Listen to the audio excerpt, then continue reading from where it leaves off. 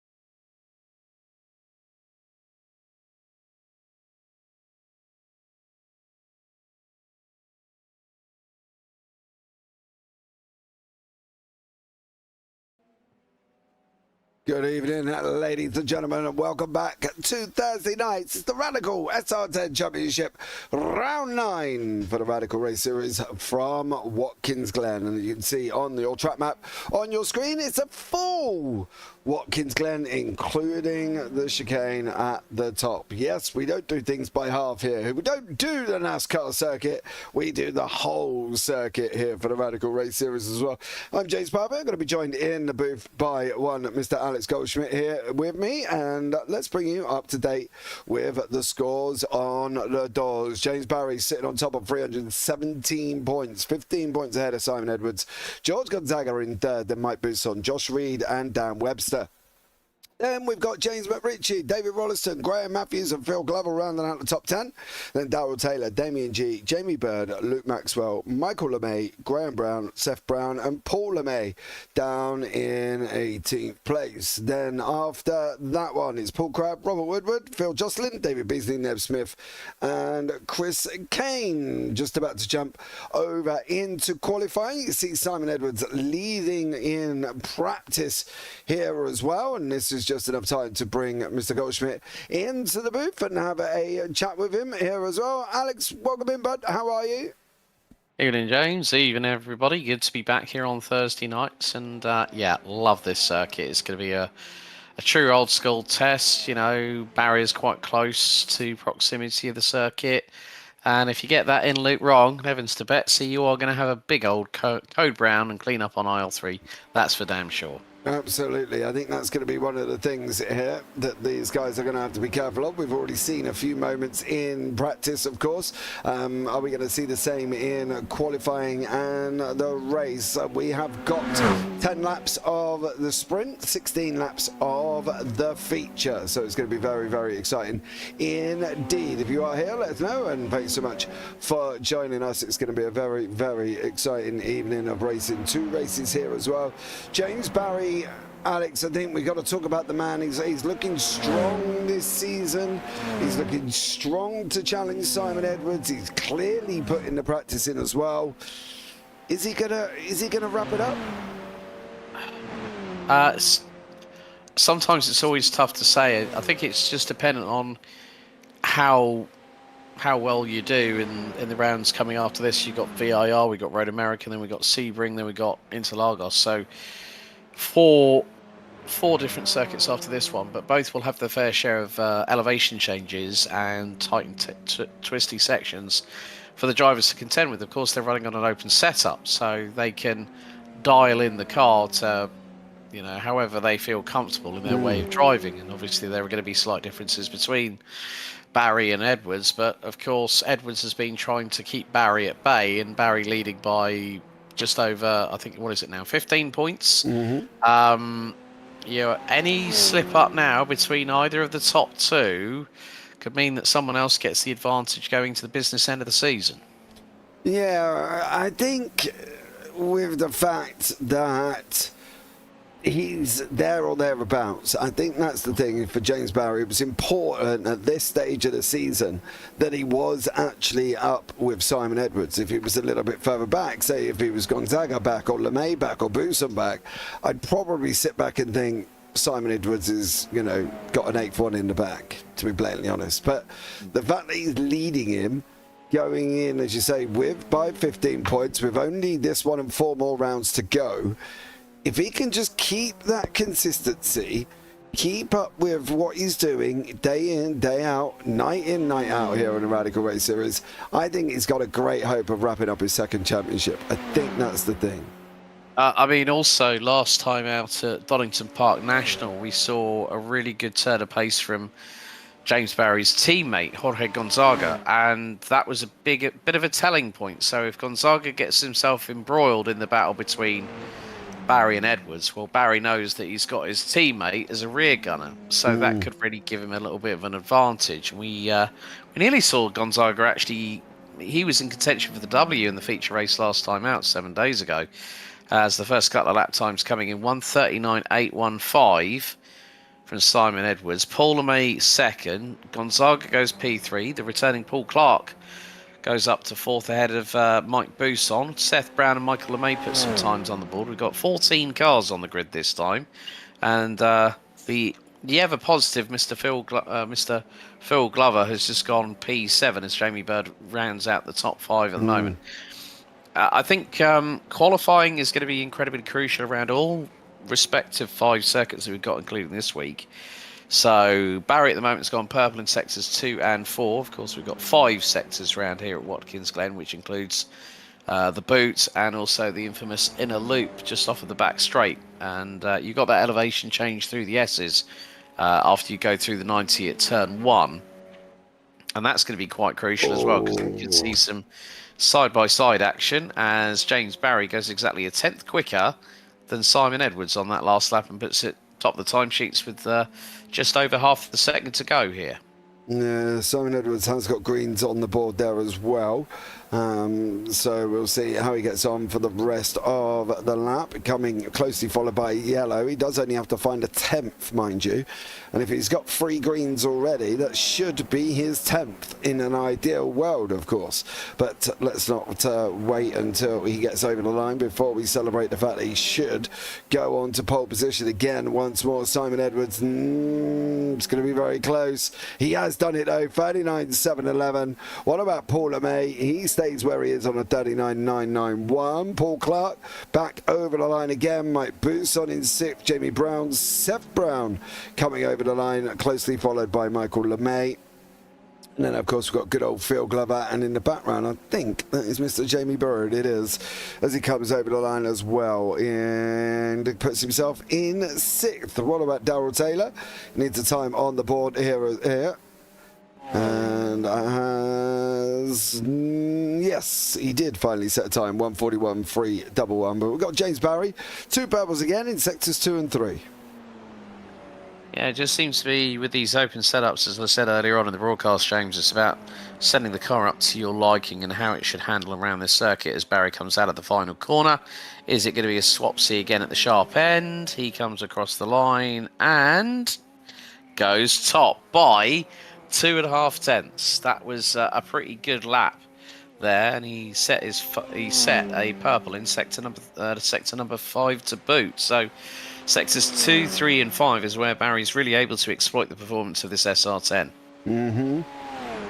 Absolutely. He's, as I say, comes back from the face of adversity, does James Barry, and I think he's done rather well here as well. It's good to have Mr. Clark back. He's finally got his legs sorted out there for Paul, so well done, Paul. Very much appreciated. Thanks so much for coming back and having some fun for the final part of the season. 2 greens, 2 yellows for Paul Clark, sitting in 5th at this moment in time. There is Mr. Gonzaga, and that behind is Mr. Buson. So they're going to be going over the line very, very swift in each other. Seth Brown is there. Michael LeMay again. It's kind of the same as it was last time. Phil Glover coming over here behind him. And Darrell Taylor is going to be the next one over the line. Where are we looking for most of the overtakes here, Alex? I think going through the S's, if you can get it teed up really nicely coming down the back straight and heading into the inner loop, but you've got to be very, very brave. Don't go on the outside because you could see too wide, never goes well into the inner loop, and not just one, but maybe both participants going side by side might have that moment. Going into the 90, there's going to be some overtaking opportunities there. Down the outer loop and into the chutes, could see a possible dive up the inside into the left-hander heading into the toe of the boot. So it is going to be a case of drivers are going to have to pick their moments. So the 90 going into the inner loop, I think are probably going to be the two best overtaking opportunities around the circuit. But I have seen people go very, very late into the toe of the boot and make some really, really good overtakes into that right-hand hairpin. Yeah, I think there's going to be a great opportunity for some of these guys to make the overtakes. I think you've just got to tee it up and figure out where's going to be the best time. Going up through the boot, through the chicane is going to be, well, brave. Let's just put it that way into perspective. Yes.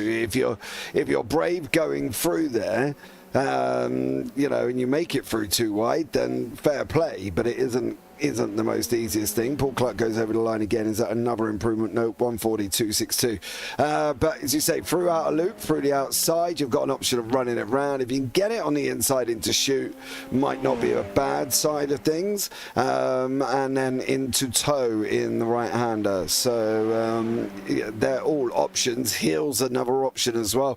Down into the 90, as you said, into turn one. I think my fear is that S's section, cold tyres, lap one. That's where we've generally seen a little bit of a parking lot.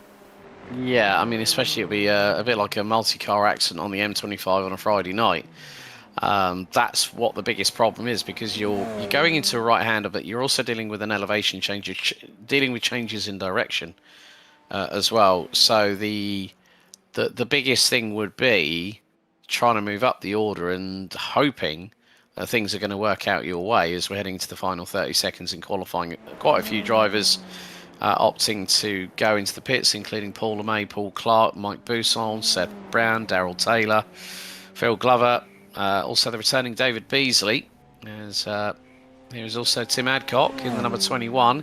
He comes across the line, does not improve, but Barry's done enough. Well, he did more than enough just before the halfway point to stamp his authority down in this qualifying session. Yeah, I think now we've got to see. Nobody was going to finish that. It's now going to be down to that start. It's going to be the one that jumps the start first, and I don't mean jump the red lights. I mean gets over the top of each other.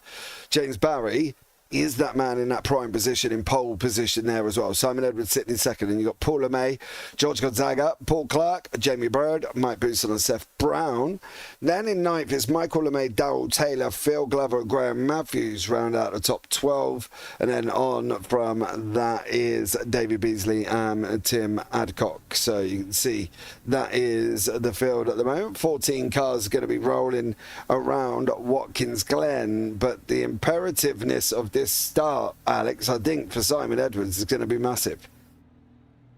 Yeah, he's got to get the whole shot, and if James Barry pulls away, then it could be a case of what tricks does Simon Edwards have in his magician's hat that we've seen so many a time earlier on in the season, but now it's getting to that point where we are going to be under starters' orders. There is Edwards on his position. Just waiting for Barry and Bousson to join the grid. But yeah, it's all about the start here at Watkins Glen, because obviously going into the 90, you've also got a camber to deal with, which is to the right hand side, and of course you don't want to cause a problem with harrying into that corner too quickly. Got to be a little bit careful. To be a little bit careful. James Barry is going to be on that pole position. The lights are going to be coming on now. We got 3, we got 4, we got 5. The 10-lap feature here. The sprint race is green, green, green. Simon Edwards is coming along. James Barry, they're going to go into the 90 side by side. Is Edwards going to leave room? He is there as well. Barry slots in. It's now down to Edwards to go up through the S's cleanly. Don't forget, cold tyres for the first run up through here. Through the right, through the left. Now you're going to keep it to the right-hand side. Tuck it in now. Barry runs it and lets it run a little bit more. Paul LeMay is alongside Simon Edwards. They're going to go 3 wide here, I think, as well. Gonzaga's in there as well. He almost sends it 3 to 4 wide, 3.5 wide at some points there as well, and ends up for George Gonzaga going up the side. But James Barry got away up the start. Yeah, that could mean a slowdown for Jorge Gonzaga, who's tumbled all the way down to 11th position. I think as soon as he realised, he went, oh dear. Well, words to that effect in Portuguese, and had nowhere else to go. Buson just tripping over the curbs a little bit as they head down into the latter part of the circuit. But Paul LeMay giving Simon Edwards a little bit of the frighteners there, which was absolutely beautiful to watch. Yeah, Paul LeMay there climbing all over the back of Simon Edwards. He's not at the moment. He's now got Paul Clark, who's very, very smooth through the right-hander. Now into the left-hander he goes. Is he going to be able to close back up here? He's very gentle on the throttle, very gentle indeed for Paul Clark. Done a great job coming back after his injury. He's got Mike Buson tucked in behind it. Jamie Bird here as well. Seth Brown currently all in the mix. Darrell Taylor. There is not a big gap between the front and the back. Massive wall slap for Mike Buson, and we've got 7.5 seconds covering the whole field. Buson was very lucky he did not pinball over across the circuit on the start-finish straight, as now he runs wide. Jamie Bird and Seth Brown are going to possibly pounce going through the inside, yet there is room at the in, and Brown is going to keep it pinned round the outside. That was brilliantly done there by Seth Brown, but that massive wall hit on the left rear of Mike Buson, that scared me for a moment. Mike did give the wall a bit of a slap there. I can tell you that much, never good. 2 of 10. Buson jumping again. He's got to look at the inside. Brown covers him off. Taylor sat in right behind him as well. Barry opening up the gap out front. About 8 tenths at the moment. Paul LeMay another 8 tenths back. But funny enough, behind that is Paul Clark. And guess how far back he is? 8 tenths as well. It is an even spread. It's from Jamie Bird, Seth Brown, Mike Buson, Darrell Taylor, all in the mix in the middle. And it's 5th, 6th, 7th, 8th, 9th, and even down to Phil Glover in 10th, all in this pack. Yeah, also there is Gonzaga. Taylor's trying to look for the inside line in towards Buson. Buson shuts the door quite firmly into the right-hander as they go down the hill, now into the left. You can just see how much commitment you've got to have on these particular corners. And now you've got the run down in towards the last couple of corners. So into the left, then into the right, onto the start-finish straight we go once again. And it's just, you know, the drivers are going to be they're going to have to be very, very careful of their off-tracks. And at the moment, Mike Buson has already got 2 to his credit. But, well, James Barry just doing exactly what he needs at the minute. Gonzaga's currently in the 10th place, which will mean that if he stays in that spot, but with the pace we know that he has, he's probably not going to be there for much longer. That'll put him on pole position for the top 10 reverse for the feature in just a few moments' time, which will be 16 laps of this circuit. But Jamie Bird being closed in on by Seth Brown as they come through out of the S's. Buson, because of that wall hit, has lost speed. Now down the back stretch into the inner loop we go once again. Brown is keeping Bird very, very honest in the battle for P5. Yeah, it definitely is. But they're trying to make his way forward into Paul Clark. He's about 6.5 tenths back there. And you've got Mr. Gonzaga, who his rear gunner status, Alex, went out the window. Yeah, he went straight on at the inner loop for the first time and has dropped him down to 11th. But the Portuguese driver, teammate 2, our current leader of the race and also the points leader so far, is now closing in on number 666 from Team Radline, Mike Buson. So Gonzaga trying to put the frighteners onto Mike in the battle for P8 as they go up the hill once again into the left-hander. And still Michael LeMay is very much keeping on the tail end of this and hoping that he gets a tow. Phil Glover's not too far back neither. Yep, nobody is very far away whatsoever here. You can see as they continue to strap, we go on the right of Mr. Gonzaga. He's going to tuck in here. Didn't make the move. I am surprised about that. I thought he might have had the option for Mike Busson to take that inside line away from him, but it's very follow me leader at this moment in time. And we'll see how he gets on now up through the S's. He's got to stay with him. There's the draft. Is he going to pull out early?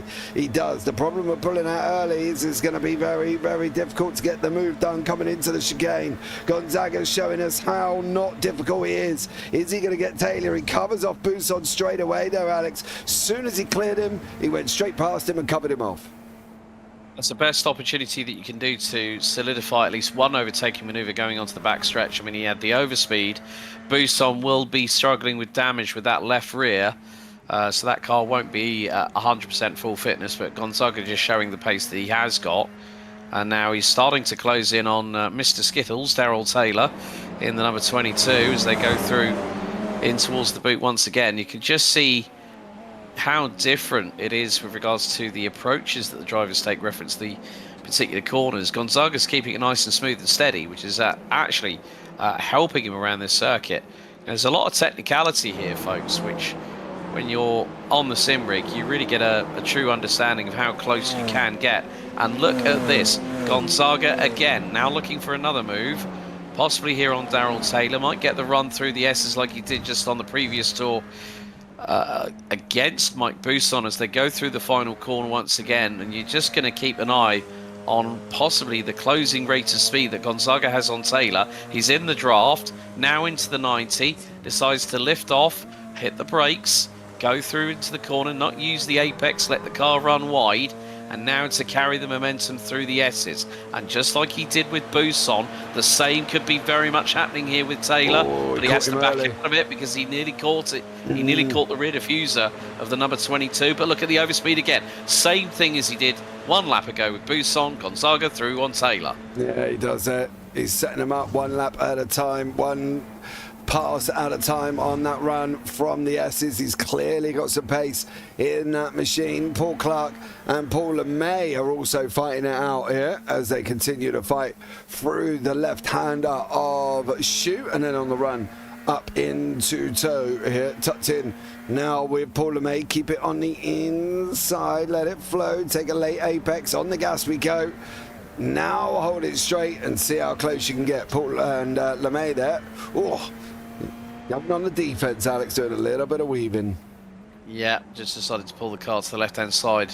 Yeah, the Shoot very similar to Shell Oils at Alton Park, to be honest with you. You've got to really sort of tee it up nicely and hug that inside apex, as Clark and LeMay are very, very close to each other. And, well, so is Jamie Bird. He's caught them up very, very quickly. Bird's been doing mid 40.4s at the moment. Clark, mid 40.6s. LeMay, low 40.5s. And, well, Barry's just cantered away into the distance. We're now on to lap 6 out of 10. Jamie Bird got a bit too close to the back diffuser of Paul Clark going through into the 90 here on lap number 6. But he backed out of it and he lost a lot of time in the process. Yeah, he did. He did, but one man that hasn't lost time is Paul Clark. He's pulled out early as well. Is he going to have a Gonzaga kind of overspeed early? There is LeMay. Oh, Paul was very, very slow through there. Yeah, that allowed Jamie to close up onto him as well, going through into the inner loop, the chicane there. So that now means that LeMay's got a little bit of breathing space to the tune of about half a second. But yeah, I think he just pulled out a little bit too early on the left-hand side of Paul LeMay, and then he just lost all that speed that he just gathered. Yep, I do agree with you. And as soon as you pull out, you go and hit a wall. And as soon as you hit the wall, well, I don't mean physical wall, I mean the wall of air that comes out behind it, and then they end up going and smack straight into it here. And that's the problem, then it ends up slowing it up. So unless you've got some major overspeed, like we've seen Gonzaga have, or a light at the front wing, or a different setup, you're able to get through, but nobody else at the moment through this second to last corner. And you saw it there with Clark. He pulled out. He just had nothing. LeMay managed to come back at him. However, he lost a lot of pace to behind with Jamie Bird tucked in there as well. Gonzaga now going after Seth Brown. Brown up front in the green and pink machine. Gonzaga going to nestle in once more and go and, well, probably do the same thing, Alex. Normal service with Jorge Gonzaga has been resumed coming through out of the S's. All that was a bit wide in the background from Michael LeMay. Through the S's we go again. There's Gonzaga trying to set up a move here on Seth Brown, the number 11. Now this is for P6. Out of the S's they go, and you can just see Gonzaga. He's got that time perfectly, absolutely spot on from the Portuguese driver around the outside, nips it in the bud, gets the job done. Sweet as you like from the 113. How long before he gets here? That's the question. Not long. You Not don't long. reckon? I don't think so, because when you look at it, the gap between Gonzaga and Jamie Bird is 1.4 seconds. Now Gonzaga's been doing a low 40.2. Paul LeMay, high 40.9. Paul Clark, high 40.9. Jamie Bird, because he's stuck behind Paul Clark at the moment, a low 41, well, a high 41.0. So this is going to bring Gonzaga into it, because these three are battling tooth and nail over what is third place. Bit of a run wide through by Paul LeMay. This is going to be Jamie Bird's opportunity if he tries to dive up the inside, thinks better of it, gives Paul Clark the racing room. And now that gap is coming down to the point of now it's less than a second. It was 1.4 at one point. And into the final corner they go. You could see that Jamie Bird was trying to carry the momentum through into the final corner. Paul LeMay darts to the right-hand side and then pulls to the left again on the start-finish straight. And now the gap between Bird and Gonzaga again has dropped. It's now 9 tenths. Gonzaga is a second quicker, at least, than the three in front. And he knows that he's got clean air. This is going to help him no end. Yep. It is, because these guys are going to be nestling and squabbling. Paul Clark again, too early. Too early, you see. He's just got nothing on the response once he comes out. He's got to learn. Well done, Jamie Bird. That was a hell of a move at the inside loop. And now Paul Clark keeps it pinned round the outside. Oh, my goodness me. What on earth have they decided to unleash? Definitely wasn't the Kraken, that was for sure. Yeah, definitely on that one. I can tell you what, though. Clark has got some pace, but he's got to know where to lift. And lifting going up through the S's is probably the biggest thing for him. That's the thing. He's not lifting through the S's, which is causing the problem. He's not able to lift and then go once he gets up there. Do you know what I mean? He seems to run all the way up, right up to the back, Alex, and then he's too close. He can't come out here as well. He's got to lift it and get it a little bit higher. Yeah, I mean, that's exactly what Jorge Gonzaga has been doing. He's been waiting, and then as soon as he gets halfway through the S's and they go through into the right-hander, he knows that he's got the speed to challenge anybody out on this circuit as long as they're quite close in front. And now you can see he's going to dart to the left-hand side of Paul Clark, who tries to break the toe, but that hasn't really done much. I mean, again, you see the lap times. Bird has responded to Gonzaga. He's just done a 40.8. Mid 40.9s for Paul LeMay and Jamie Bird. But now here we go again. Gonzaga is teeing up Clark, and Clark's trying to go on the defensive. Here we go, slipstream engaged. Yeah, and this is the situation. Now, right, he's going to go around the outside, is he? No, Clark's Weiler. He's got him wily there as well, and Gonzaga lost a lot of speed going that way, and to the point of where he's put himself under attack from Seth Brown. Now is Brown going to be able to get there? That's going to be the question. Is he going to be able to get there?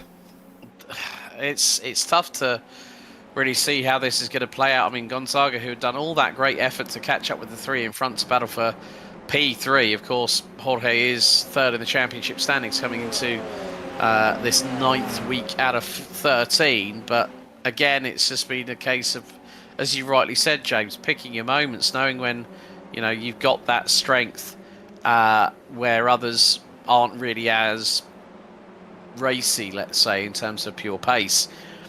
But it is going to come down to the final lap very shortly, as James Barry's going to come out of the final corner and Barney's going to be waving the white flag. Yeah, and he's got a comfortable lead at the moment for Barry, 5.6 seconds. Graham Matthews has had a moment coming out the final corner. Paul LeMay, massive on the defensive there, going after Jamie Bird. Bird trying to get in behind him. He knows this is his final lap. He knows this is a one-way ticket now. LeMay's going to take an off-track for that, and I'll explain why that has got to be, that's gone to an off-track when there is another corner that hasn't here, but Bird's going to tuck in right behind him now. A little bit early again. Is he going to be able to have the pace, Jamie Bird? Paul LeMay's now really running up to top speed. It's going to be too wide in through the boot. Bird! Oh, LeMay ends up in the barrier. Well, it was a case of when was the first incident of that going to happen, and we've just seen it here on the final lap. That's a real shame for Paul LeMay because he was running really, really strongly in that third place. We're going to have a look here on board with him. So they're going side by side. Bird's got the overspeed on the outside. He turns in. Yeah, it's just unfortunate. Yeah, I want to see that from here. I know it's not an ideal angle, but it gives us the best image of what's actually happening. You see them go in too wide, and then, LeMay bumped the curb. I think that's 6 of one, half a dozen of the other on that one. But James Barry at the moment is literally coming round. He's got 2 corners to go on the left-hand side, and there on the right-hand side, sorry, the track map as you're looking at it. And it's going to be James Barry taking the first victory here this evening. He's going to wrap this up, Alex. He's going to take race number 1. Great job from James. 5 seconds in front of Simon Edwards with Jamie Bird in there. And then Paul Clark has got Gonzaga pressurising him all the way down to the line. Is he going to be able to get him? Clark is going to hang on. What about Michael LeMay down here? He's doing a great job as well, battling with Graham Matthews.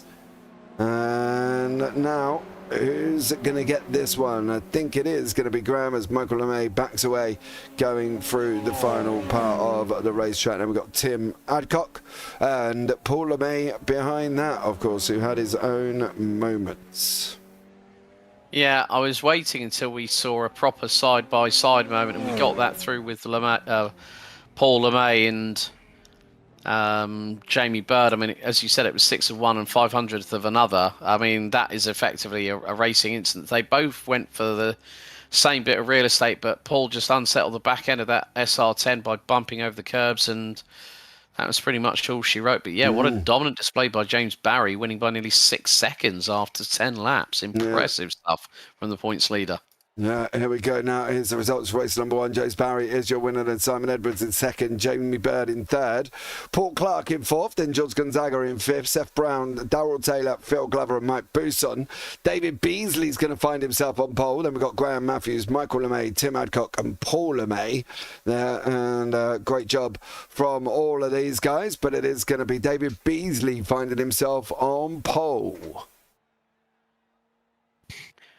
Yeah, and that's going to be an interesting proposition in its own right. I think at the end of the day, it's nice to see another new name have the opportunity to start from pole position. It's never going to be an easy one for any driver, but at least if they get the opportunity to do it, they can see if they can get the whole shot. Yeah. That's the question, isn't it? Can he get it off the line? Is he going to run it? Is he going to be too scared? What is the situation? Let's have a quick chat with our very own resident roving pit lane man himself, Mr. Phil Glover. Phil, welcome in, bud. How are you? I'm very well, thank you. How's the evening?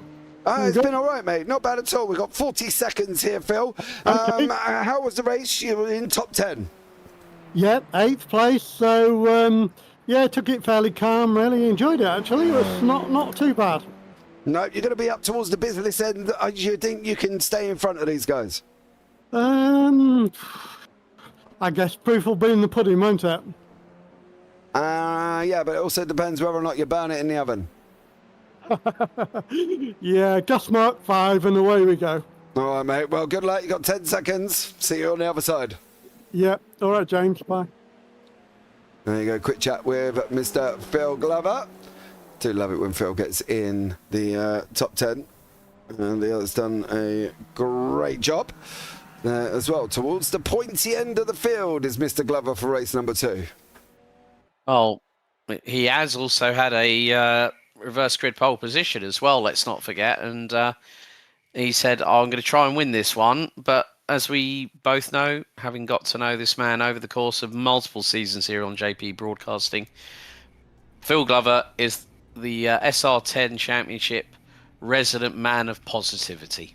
Absolutely. Let's bring you up the grid here. David Beasley in pole position, and Mike Busson, Phil Glover and Darrell Taylor, Seth Brown, George Gonzaga, Paul Clark, Jamie Bird, Simon Edwards and James Barry, then Graham Matthews and Michael LeMay towards the back end. It's going to be interesting here because Paul LeMay's up there as well with Tim Adcock, and Paul is exceptionally quick.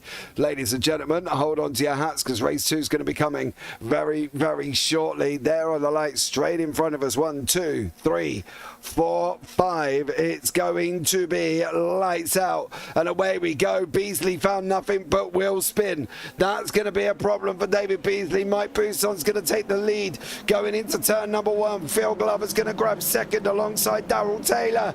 Don't do it. Don't do it already. Paul Clark, Seth Brown. Clark up 3 places off the start. Paul Clark gets in an absolute barnstormer there, but I can tell you one thing, the man from Froome out in front.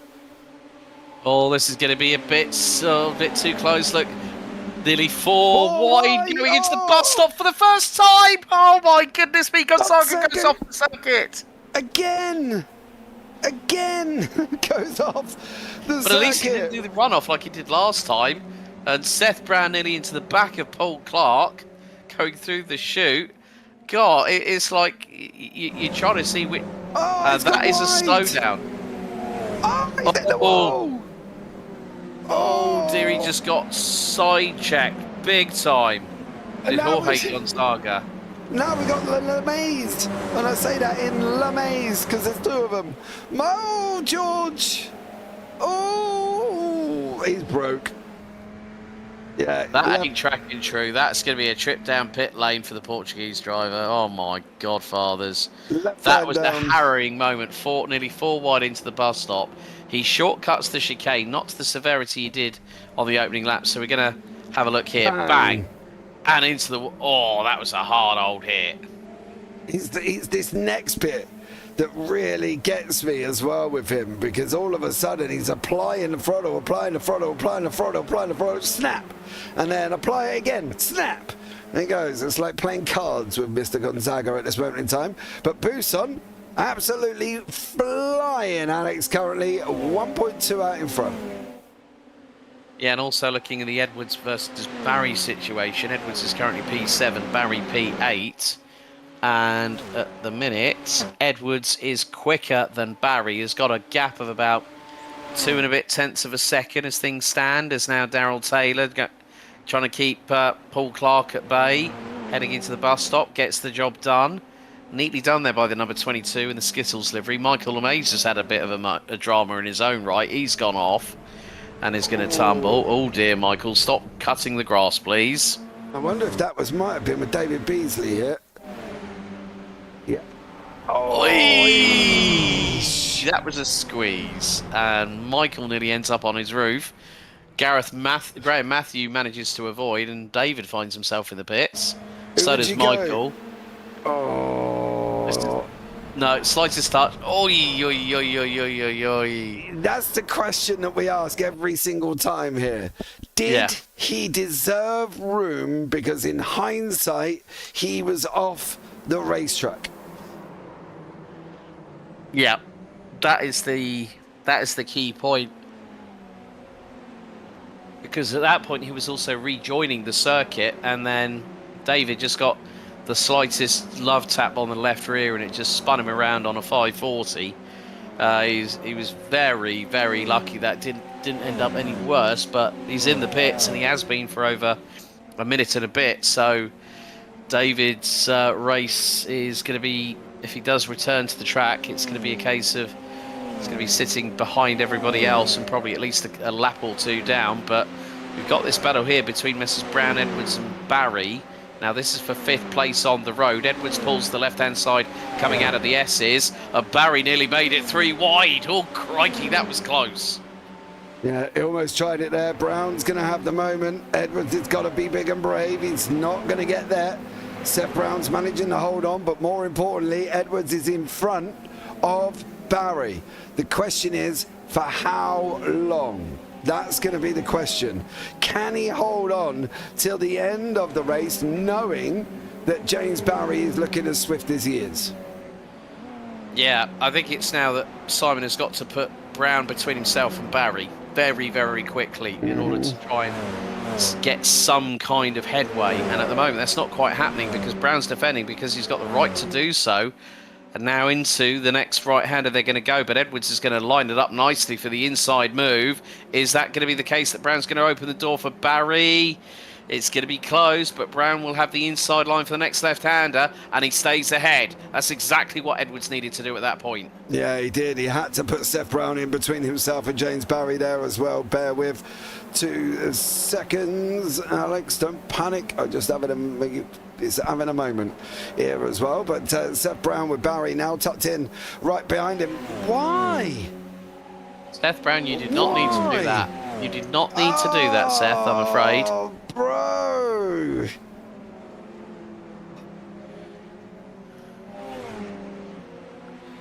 We had a discussion about that earlier on in the season, didn't we? We did. I think this is the problem. I would have liked to have seen him gone after him. Do you know what I mean? Yep. You know what I'm looking forward to now, though? Forget Seth Brown. Look who's closing in, Paul LeMay. And Paul could be the cat amongst the proverbial pigeons if he gets past Brown and then gets past Barry. Because when you're in this kind of position now, you're in sort of like the mid-pack of the field. This is normally where things can go a bit awry through to either misjudgments or just unforced errors made by other drivers. Yep. I didn't like that. I know Seth's probably going to DM me after and tell me Barry was quicker, yada, yada, yada. And you know, yes, that's fine. I get it. And you've made a choice and I understand that. And I get what you've done and all of this sort of stuff. But I would have liked to have seen you had a go. If nothing else, have a go. There's no restrictions here. You're not obliged to move out of his way. So I would have really have liked him to have a go.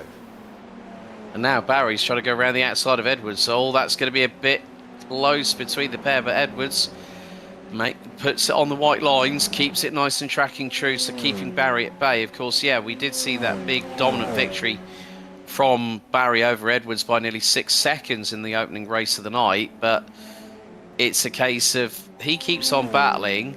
Brown's going to come back into it, and there you see Edwards runs wide's coming out of the 90. Brown is there. Paul LeMay is now coming into this, so Seth Brown's got an opportunity of a double toe coming out of the S's on onto the back stretch, but here we are on board with Paul LeMay in the number 27. I just wanted to see what he did. Sorry, I know I changed that mid-conversation there. No, it's okay. But Edwards is going to have the inside line. That was neatly done there by Simon Edwards. Just kept it exactly where he needed to. Barry decide what to do, but Brown's got to bring out his big steelies at the moment, because if he wants to get past Barry, but as I said, Paul LeMay tried to go around the outside there, had to back out of it. I think it was a lock-up of brakes with the 27. Now Paul LeMay's got to wind it all up all over again. Yeah. I think for me, Brown would have had that. And I think that's the thing. I think Brown could have had that if he'd gone there and been a little bit braver. Paul Clark can't seem to get near Paul Glover. Not that I'm happy with that, because if Paul Glover gets the top 2, I'd be mightily impressed. Don't get me wrong, we've still got 11 laps to go and anything can happen. Generally, I will say that the last time this man was leading, Alex, by a distance that he has now, there was an incident about 3 laps, I think it was, from the end, where the man from Froome in Somerset decided he didn't like leading anymore, and he went into the boot and absolutely thumped the curb and ended up in the wall. And that was from the lead, exactly like this. So, I'm going to do this. Touch wood that it doesn't happen again, but now You see in the background, Clark is now ahead of Glover. Go on, Phil. Oh! Did you see how quickly Paul Clark just He's gonna cut put him across in the the nose wall. of Phil Glover then? And Jamie Bird went, oh, I'm not going to get out of this traffic jam quite yet, but he's going to try and do something special in a second. But Phil, hold your line, buddy. Hold your line. That's it. Neatly done. Keep doing that, Sunshine. Keep doing that, and you'll do well. It scares me with this now, because I'm afraid if Glover gets passed by Bird, he's going to end up behind that foursome. And the reason he's on that foursome is obviously we've got Barry on 1 championship, we've got Edwards on 7, with LeMay hasn't got any, Brown hasn't got any, not that I'm aware of, unless somebody's going to tell me any different.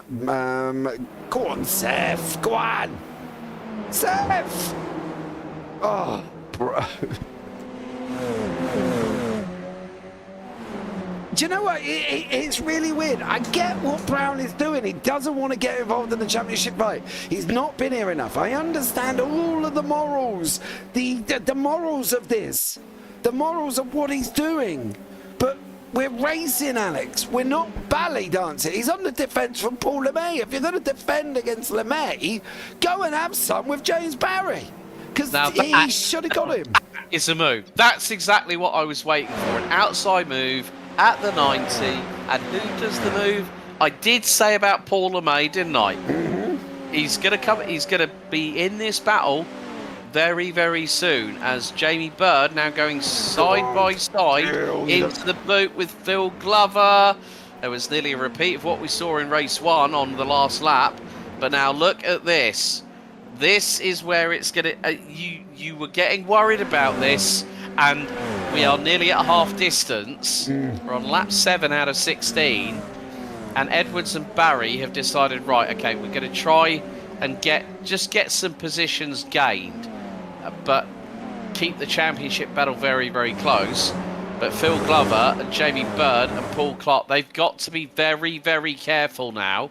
They're going through out of the S's and into the back straight. Barry's going to try and look to the outside.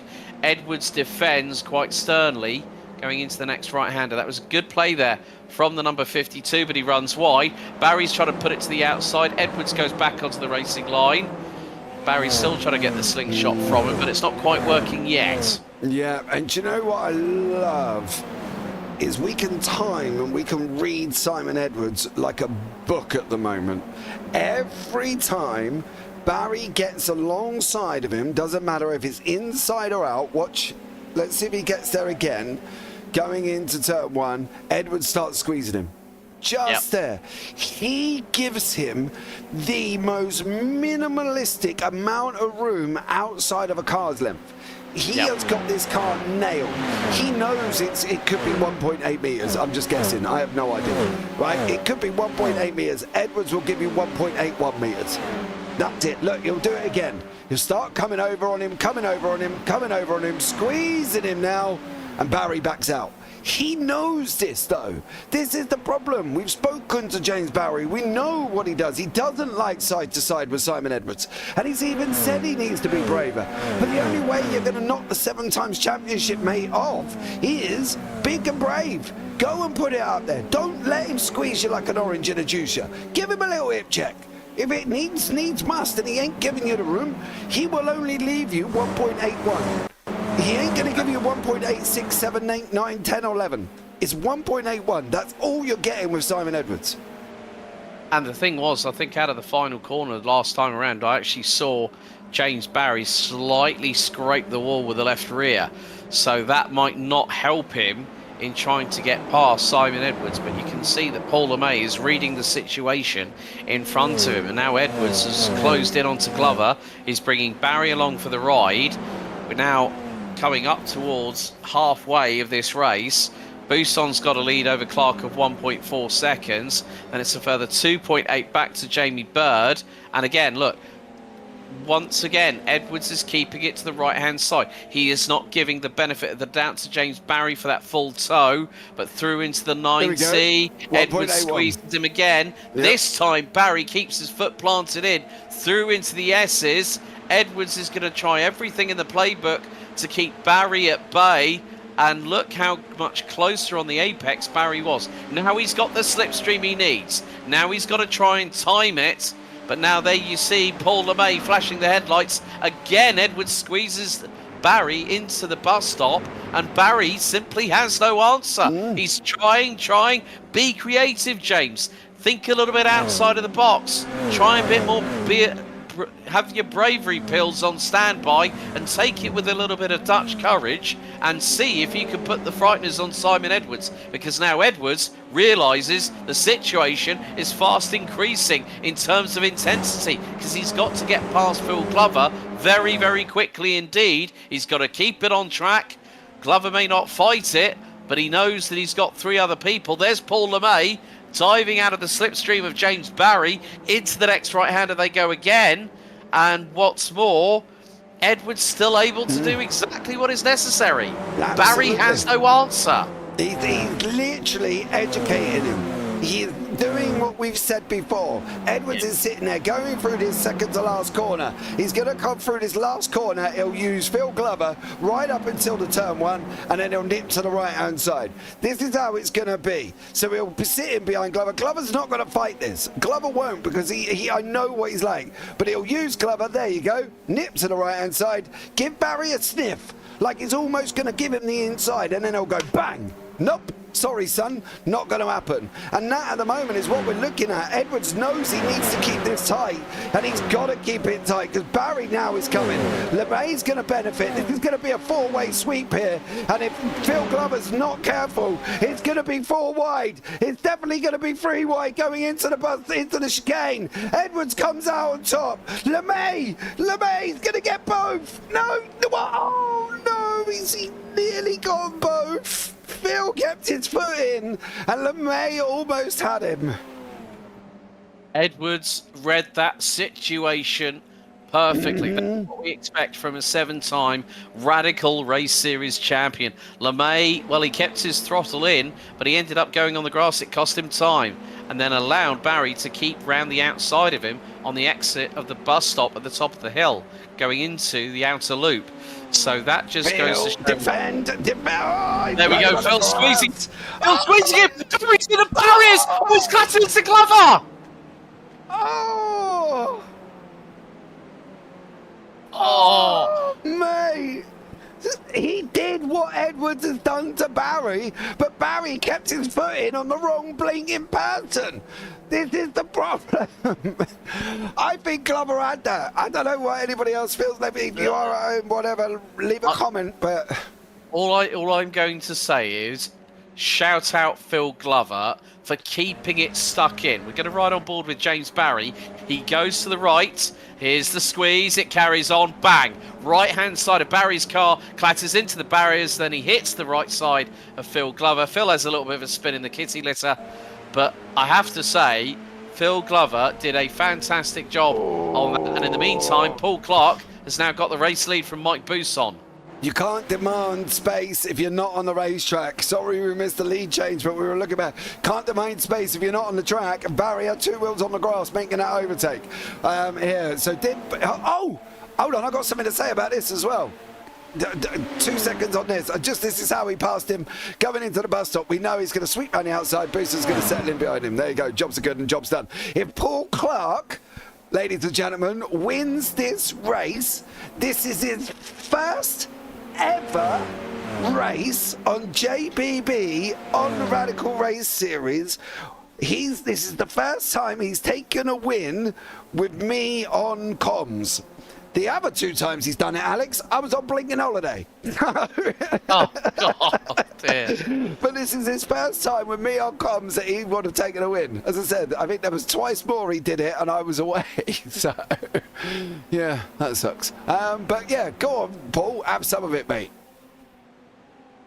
Yeah, it just goes to show that, yeah, that, as I said, top of the show, didn't I? It's about not making mistakes. Mm-hmm. What has happened? Barry has caused himself no end of dramas, and that lead that he has over Simon Edwards is going to be probably about maybe 10, 12 points. Mm-hmm. So Edwards read that situation. then I think it was the case of James Barry not having the sense of urgency. But one of the things I do like to say, there was a sense of desperation. He tried to keep the throttle pinned in. The plan didn't work. He gets squeezed into the barrier, and then he ends up hitting Phil Glover, who was on course for a very, very good result nevertheless. And that just goes to show that's the difference between someone like Simon Edwards, who'll read a situation and perfectly negotiated it, and then James Barry went, well, I need to catch up to him, and then just, I think, just panics a little bit. Rushed it. That's the problem. I think he had... I think he was almost expecting Glover to turn around and back out. My problem with it is I think James was off the racetrack at this moment into the overtake. This is the thing. We'll have a look back now. So here he goes, over he goes. Now he's off track.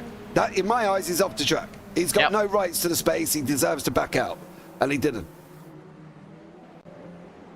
If he was alongside before he went off track, I'd have called Phil out on it. But he weren't. He wasn't alongside until he went off the circuit. As I say, James, once bitten, twice shy, eh? Absolutely. And you know what as well? If he takes nothing else from this, should be an education. Because again, I've got to be honest, Simon Edwards has schooled him all race. All of this race. Barry did what he had to do in the first race. He got out in front, motored away, won by 5 seconds. But Edwards has come back at him and said, this is how you do it. And he's got to do it. The problem is now we've still got 3 laps to go, and Edwards is closing in on Bird. At the moment, with Simon Edwards in 4th place in the feature race, he's on 28 points. With James Barry sitting on 7th in the feature race, he's going to get 24 points. So Edwards is going to pull 4 points back. Obviously, there was a 3-point difference in race number 1, so it will be 1 point on the night. But that 1 point, as we've seen in multiple other championships, Alex, and there was one the other day in another Radical series that James Barry won by 1 point. And that was the bonus point. And if he hadn't got the bonus point, he wouldn't have won. And he won the other Radical Championship by 1 point. So it shows that that 1 point that Edwards has pulled on him here could be blinking important come the end of the season. Yeah, 100%. I completely agree. And it's about who manages the situation best. Folks, when you've got someone of the caliber of Simon Edwards, he has been in this situation so many times before. You don't really want to bet against him. And now James Barry is going to be thinking, right, Watkins Glen wasn't the greatest show. And will probably be saying to himself, why did he do that? He'll say to himself, why did I decide to do that? Yep. And then go, right, for the next 4 weeks, I've got to be absolutely picture perfect if I want this title. And the thing is, now this gives a little bit of a mental edge back to Simon Edwards, who'll be going, okay, I've taken 1 point out of him, but I know he can be rattled. He can be bullied. That's the problem. Barry can be bullied, and he was bullied then. He not only got bullied and educated by Edwards, he got to the point where he got bullied by Phil Glover, because at that moment in time he should have backed out. 14 and 16, Edwards can now make inroads again on James Barry. If he takes another place away, this is a massive gain for Edwards. He will jump to 31 points for this round alone.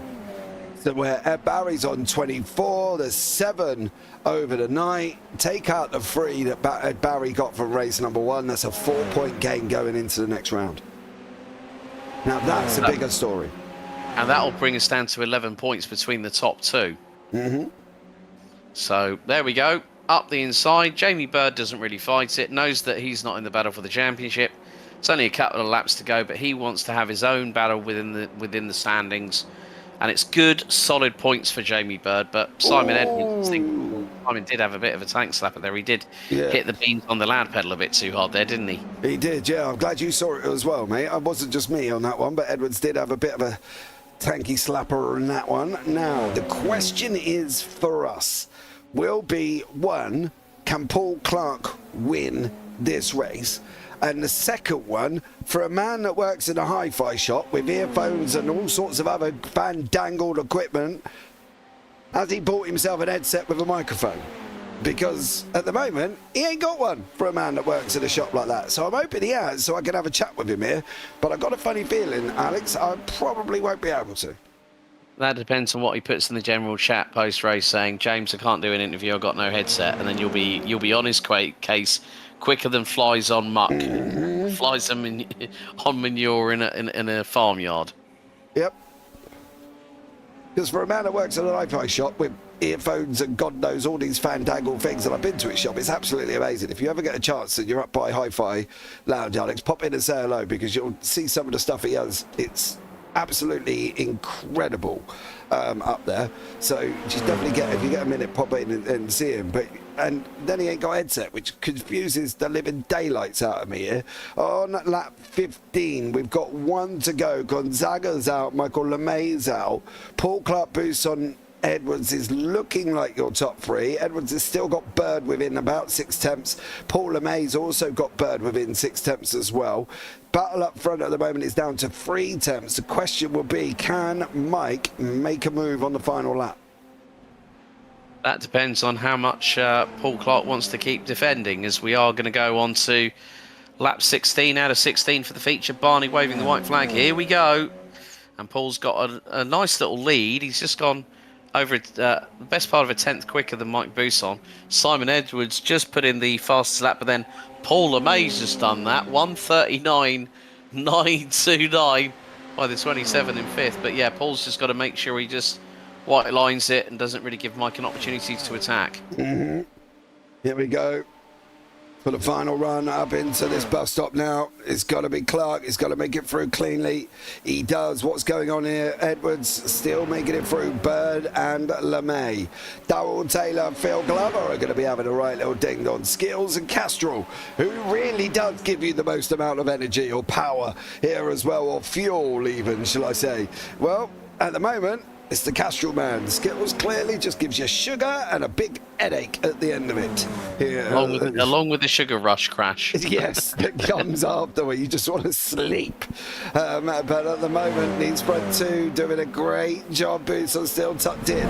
Edwards still hanging on to third with Bird and LeMay. Glover still hanging on from Taylor. James Barry finding himself in a bit of a no man's land. 3.6 in front, 3.6 behind for James Barry. So he's literally driving on his own. But ladies and gentlemen, boys and girls, hopefully for the first time ever, why I've been on comms, Mr. Paul Clark shall wrap this up and grab himself a victory. Paul Clark, the winner, finally with me on comms, goes over the line. Great race from him. Simon Edwards, Mike Bousson round off the podium, then Jamie Bird in there, and Paul LeMay, Seth Brown right the way down. Darrell Taylor and Phil Glover are going to... Oh, Taylor's just spanked the wall. Glover's going to have it. There we go. One little touch of the wall for Darrell Taylor, all over. Yeah, but well done to Paul Clark. Let's hope he's got a headset, eh? Well, ladies and gentlemen, my first job is to go and find out. Here as well. Now, let me really guilt trip him here.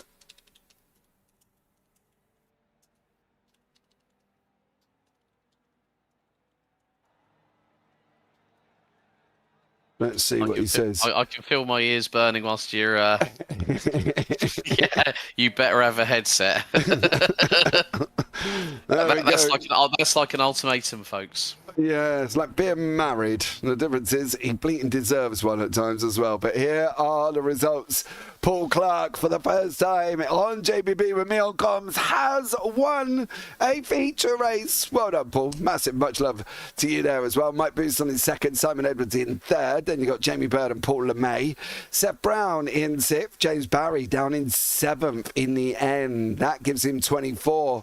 Edwards 31. 7-point difference. 3 from the first one. 4-point gain for Simon Edwards. Big game. Phil Glover in 8th, Darrell Taylor in 9th, and Graham Matthews, Tim Adcock, and then David Beasley. And then, of course, we saw what happened to Gonzaga, and we saw what happened to Mr. Michael LeMay. We did see what happened to Michael LeMay, didn't we? Yes, that was with David Beasley. I can't remember. Yes, that was this. Ah, yes. Is that the same scenario as Barry and Gonzaga? Did LeMay deserve space? It's always a tough one because when you're looking at it from so many different angles, and your brain can only process so much. But well, what a race! And also it means that Simon Edwards closes the gap to Mr. Barry to what was 15 points now ends up being 11. Yeah, should be there as well. We can have a chat with the man who did lead the majority of this race until we got overtaken by Mr. Paul Clark. It is, of course, a resident tractor driver from Somerset, Mr. Mike Bousson. Mike, how are you? Very well, yourself, chaps. I'm spliffing, darling. How was it out there? It was hard work, to be fair. I'd left it, as per usual, a little bit late and then changed my setup to race 2, and I haven't got a clue how I set it up wrong, but it was definitely causing me some issues. But well played for Phil, holding them off for a little bit. A few more laps would have helped, but yeah. He did try, mate. He almost sent them 4 wide going through the bus stop. So... If he could have skittled them, I would have given him some Bitcoin or something. Not that we open to bribery here in the Radical Race Series at all, are we, Mike? No, it's a gentleman's sport, you know. Oh, very much so here as well. Listen, dude, sitting in 5th at this moment in time, Paul LeMay ahead of you, Mr. Gonzaga ahead of you as well. Can you realistically get the top 3? How far away is George? Because as we well know, he gets a bit excited about trying to beat me, so he's got to be the target. 23 points, but he is obviously down in 13th, while you are obviously in 2nd for this one. So currently he scored 35, and Mr. Gonzaga is all the way down in 13th, unless he had to finish some of the race, of course. He only scored 18, so you were 17 points ahead of him. Ooh. Could be close. Yeah. I don't know what tracks are coming up. Mike, do you not read the schedule? No.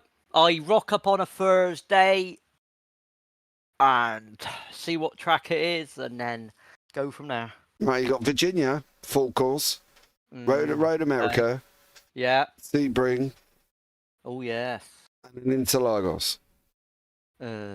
Shame. Oi. It's shit. I mean, it's probably going to be raining there. Oh my God! You don't have rain and tyres for the SR10, Mike. Well, we're going to be falling off the track then, aren't we? Well, then that's just down to your bad driving. And then we'll have Skittles. And then we'll have Skittles, yeah. Like I say, I'll pay somebody else to skittle them. All right, mate. Well, listen. Anyone you want to shout out before I let you go? Oh, it's got to be Donald Trump, hasn't it? Trump. All right, mate. Not that we do politics, but you can carry on. Well, we do now. All right, lad. Let's be thinking my political opinion was controversial. What can go wrong with Trump in power, I tell you? Well, at the moment, not a lot by the looks of what the news has come out today. But let's not get into that, Mike. That's a conversation. Obviously, Donald, if you're listening to this, I'm a fan. Yeah, Mike, I feel like we need a podcast. I'll catch up with you. We'll get a time together. We'll chat for hours. I'll catch up with you soon, mate. Bye. Oh, dear. Can you imagine me and Mike Bousson on a podcast? Oh, God. God help us all is all I'm saying on that beggar. Oh, absolutely. Let's have a chat now with our 5th place, Mr. Paul LeMay. He gained 9 places. He had a bit of a rough one in race number 1. Let's have a chat first about race number 1, Paul. Bit rough out there. Yeah, it was, James. Yeah, great fun. Bus stop, usual thing, you know. I think Jamie had a slightly different line to me, and I just tagged his rear. Thankfully, he didn't go off. But yeah, I think it's so difficult to see through there on a single screen, you know. But yeah, one of those things. But a really good, enjoyable evening, actually. Yeah, harder, especially when you're too wide and you bounce the curb on the inside, got a little bit squirrely and went into his rear end, Paul. I didn't get squirrely. It was like that every lap. Absolutely spot on. Yeah, I was on a different line. If you look from above, you'll see it's a slightly different line. Oh, all right, mate. I'll have to have a look. Yeah. But Hey, my fault, not his. but anyway, let's ignore that now. We'll move on to the positive. At 9 places, finished 5th in race number 2. That was fun. Yeah, it was. Yeah, it was a lot of fun. Again, just really, really hectic racing, really enjoyable. Yeah, and it was kind of good watching James and Simon battle it out as well. So yeah, didn't want to get too involved with that because I know they're fighting for the championship, but they had better pace than me anyway. Ultimately, Well, it didn't matter. They crashed. Well, James crashed. in the end, they did. But James, but yeah. Why do you not want to get involved? I've got to ask Paul, right? Because I saw it with Seth Brown. Seth wouldn't challenge James, but then he defended against you. And mind you, you did an amazing move. I'm not going to lie, sweeping around the outside, absolutely incredible. No, thank you. But why did you, excuse me, why did you not want to get involved? The championship's still open. Yeah. The trouble is, mate, I was dying by that time. My hands were absolutely knackered. And I've only got to make one mistake, mate, and take everybody out. It was just so close and frenetic. When you're in the middle of it all, it's a lot going on. So, yeah, I've got to consider not only my hands, but the fact that, ultimately they got really that edge over me anyway. Right, mate. But, Wow. I always try, James, but if the hands aren't up to it, mate, then I'm not going to risk it. I really ain't. Yeah, I know. I know it's not what you want to hear, but unfortunately, that's what you're going to hear. That's fine, mate. Listen, dude, great talking to you as it always is, Paul. Anyone you All want right, to mate. shout out before we let you go? Mr. Paul Clark. Mm-hmm. He absolutely harassed me in race 1, and then he goes on and wins race 2. So I'm really pleased for him. A fantastic comeback because he's had a really rough time of late. Yeah, he has as well. First win on JPB while I've been on comms. Every other time he did it, I've been on That's holiday. right. Yeah, that's it. So there we go. All right, Fantastic. Paul, have a good one, mate. I'll catch up with you Sunday. All right, Yeah. James. All right, man. Take care. Cheers, mate. Bye. Bye-bye. Bye. Right, now let's have a chat with one Mr. Simon Edwards. Lost 3 points in race number 1, but gained 7, which gave him an overall gain of 4 on the night over Mr. James Barry. The championship isn't done just yet. 2nd in race number 1, 3rd in race number 2. You're only your 7-time champion, Mr. Simon Edwards. Simon, welcome in, bud. Hello. Hello, how are you? I'm good. You good? Yeah. I made 2 mistakes one in each race. The first race, I slapped the wall. So that just took nearly a second a lap off me. So I was lucky to stay in 2nd, really. And then the 2nd race, I went standard gears, which sort of worked and crippled me at the same time. So I couldn't get the lap time out of it. But when I did get the draft, I could make a much cleaner pass than everybody else. Stuck at top speed. So yeah, so I enjoyed it. Obviously, James, I wasn't going to let James pass, but it did cost me the win. So, But you did gain 4 points on him for the night. yeah, that was my thinking. If I let him pass, he might get a lucky pass on the person in front of me before I get back at him. Yeah. And he ended up colliding with Phil. Yeah, we've just been discussing that. I can imagine as well. But, dude, you pulled it back in now. Some good tracks coming up. VIR. We've got Road America, Sebring finishing at Interlagos. Can you do it? I don't know. Yeah, it's going to need some luck. So it's going to need an incident like that, and with me winning, which might get me some points back. Yeah, well, listen, you got some back. That's all that matters. Well done, Mr. Edwards. Is there anyone you want to shout out before we let you go? I'll give a shout out to Phil. He had awesome pace there. He was. I didn't realise it was Phil because I saw the colour of the car and I thought it was Mike. No, it was Phil, unfortunately, on that one as well. I'm sure I'll find out all about it very, very shortly. Yeah, he'll apologise regardless. I know. I don't even think it was his fault that time either. But that's what I said. yeah. All right, mate. Well, listen, we'll catch up with you next week at VIR. Yep, see you there. See you, mate. Bye. Right, let's bring him in here as well. Mr. Phil Glover had a very eventful race number 2, but he did get 2 top finishes, so that's a shining silver lining. Phil, welcome in, bud. Now then, I'm giving you a bit of interest there for a change, aren't I? Well, you're perking up my interest, but it really does depend on how you go about this now. What do you think was the situation with you and James? Yeah. So James and I have had a conversation. I think it's a 50-50 situation. I think we both agreed on that.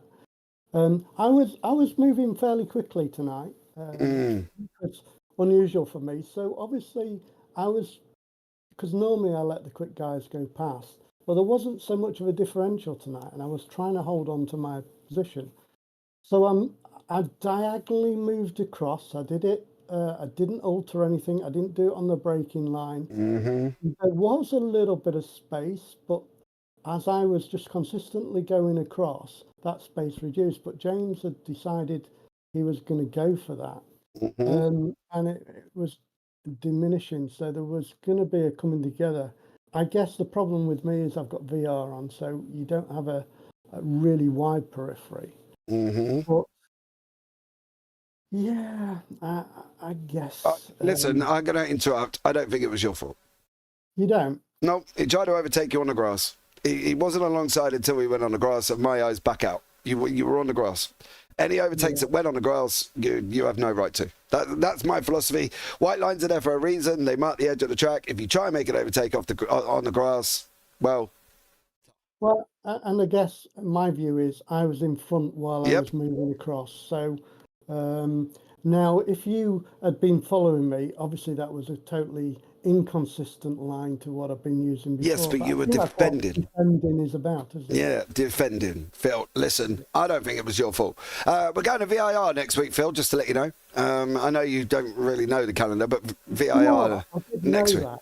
You did? Yeah, only because the guys just told me. That is literally the first time in like 18 months I've been here, Phil, that you actually knew what the race cycle was next. Yeah. Hey, well, let's hope I can, put some speed down again. Yeah, absolutely. Phil, I think you did a great job. 2 top 10s, buddy. I don't believe that was your fault. But listen, anyone you want to shout out before we let you go? Well, I'll give a shout out to James for that, and obviously a shout out to Simon. The setup was pretty good tonight for me, anyway. So yeah. All right, mate. Awesome job, Phil. Thanks so much for joining us, and we'll see you next week at VIR. Yep. Okay. Cheers. Bye. Bye. Right, next up on the list as well, he is sat in the waiting room. I am going to presume he wants to come in for a chat, unless he was just talking to them as well, is Mr. James Barry, winner of race number 1, gains 3 points, loses 4 in race number 2, loses 7 in race number 2, which is an overall gain of Simon Edwards of 4 points for the night. Mr. James Barry. James, welcome in. Thank you. Yeah, I was just having a chat, but I don't want to waste too much time. But yeah, it was obviously an interesting race. It definitely was. Give me your quick opinion. I told Phil kind of 50-50. When it happened, I thought he just forced me off the track. But looking back on it, he made this kind of constant movement to the inside, and I don't think he realised I was going to go to the inside. So he kept going when I moved to the inside, and it's my fault. I went for the inside because I kept trying to overtake Simon around the outside, and I kept failing. So I thought I'll go to the inside this time. In hindsight, I think it was just a stupid decision. Okay. Honestly, James, I can sit there and say to agree, because you wasn't alongside until you were off the side of the circuit. That's how it was. That's what we saw, and we've analysed it. Me and Alex have had a chat as well, so it's not just my opinion. Blame Alex. He was there all the time as well. Yeah. Now, we need to get over that, because you're now in a fight. He's just pulled 4 points on you. You've got VIR, Road America, Sebring, and Interlagos. Can you do it? Yeah, we'll probably end up dropping that round unless more crazy stuff happens in the last 4 races. But I think they're all tracks that Simon likes a lot, so I'm going to have to be on the top of my game. And yeah, of course I can do it from this position, but obviously anything can happen in this league, as you've seen today. So who knows? All right, mate. Well, listen, well done on your victory in race 1. Commiserations for race number 2. Anyone you want to shout out before we let you go? I'll shout out George, who had a terrible time today, and I think he got the wrong end of the stick with other drivers, as far as I could tell. So shout out to him. There was a lot going on with George. I think poor old George just found himself in the wrong place at the wrong time, and it all just went a little bit Pete-tong. So, we'll just wish George luck for next one on that one, James. Listen, mate, it's been a pleasure as always. Good luck going forward in VIR, and we'll see how you get on. Yeah, cheers. See you guys. Bye. Bye. Oh, Alex, 2 differences of opinions. James kind of said 50-50, and then he kind of said it was my fault, stupid mistake.